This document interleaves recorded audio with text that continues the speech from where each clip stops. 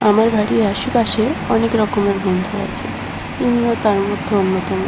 এদিক ওদিক চারিদিকে ঘুরে বেড়ায়। আজকে হঠাৎ করেই দেখি উনি তখন দিবা নিদ্রায়। সে কি নিদ্রা!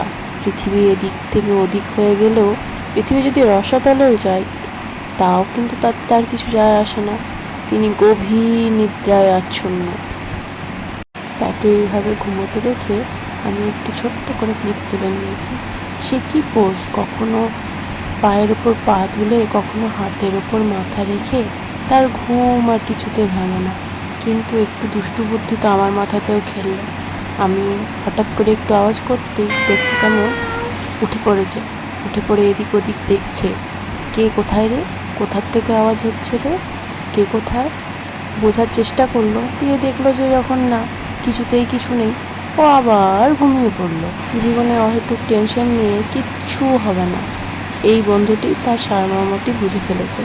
তাই কোনো কিছুতেই কোনো হেলদোল না দেখিয়ে নিশ্চিন্তে নিজের ঘুম শেষ করছিল। আমরাও যদি মাঝে মাঝে সব কিছু ভুলে এরকম একখানা করে ঘুম দিতে পারি, আমাদের জীবনের অনেক টেনশন কিন্তু হট করেই কমে যাবে। তাই বন্ধুরা, সবাই মিলে একবার চেষ্টা করে দেখবে নাকি এরকম ঘুমোতে পারো কি না, আমার এই ছোট্ট বন্ধুটির মতো।